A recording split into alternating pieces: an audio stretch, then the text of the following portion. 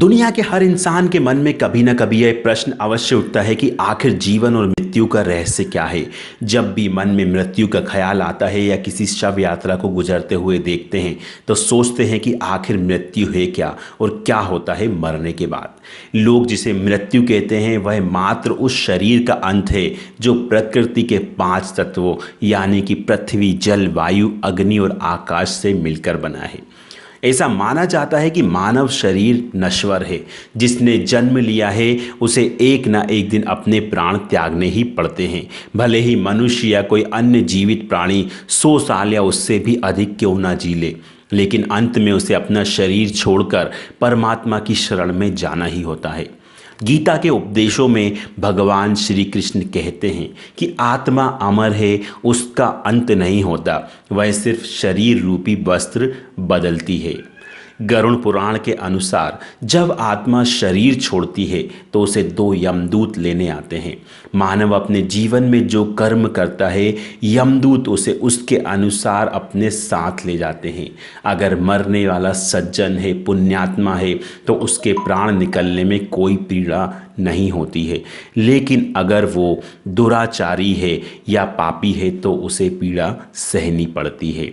गरुड़ पुराण में यह उल्लेख भी मिलता है कि मृत्यु के बाद आत्मा को यमदूत केवल 24 घंटों के लिए ही ले जाते हैं और इन 24 घंटों के दौरान आत्मा को दिखाया जाता है कि उसने कितने पाप और कितने पुण्य किए हैं।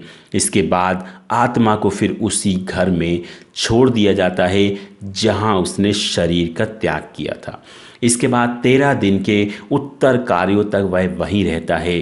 13 दिन बाद वह फिर यमलोक की यात्रा करता है। पुराणों के अनुसार जब भी कोई मनुष्य मरता है और आत्मा शरीर को त्याग कर यात्रा प्रारंभ करती है तो इस दौरान उसे 3 प्रकार के मार्ग मिलते हैं।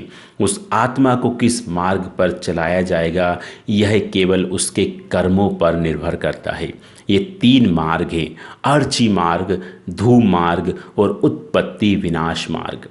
अर्ची मार्ग ब्रह्मलोक और देवलोक की यात्रा के लिए होता है, वहीं धूम मार्ग पृथुलोक की यात्रा पर ले जाता है और उत्पत्ति विनाश मार्ग नरक की यात्रा के लिए है।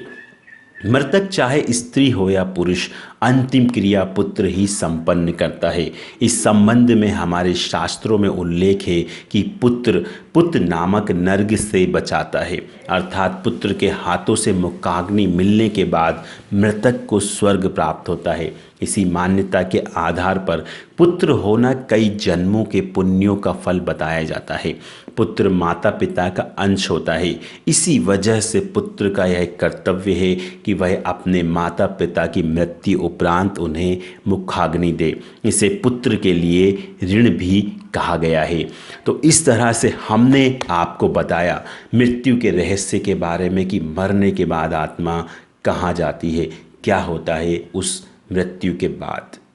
इस वीडियो को अपने दोस्तों के साथ फेसबुक और व्हाट्सएप पर ज़रूर शेयर करें। हमारे इस चैनल को देशी भक्ति को ज़रूर सब्सक्राइब करें और दूसरे लोगों को भी ज़रूर बताएं। इस तरह के और वीडियो पाने के लिए बगल में घंटी का निशान दिख रहा है, उसको ज़रूर दबाएं।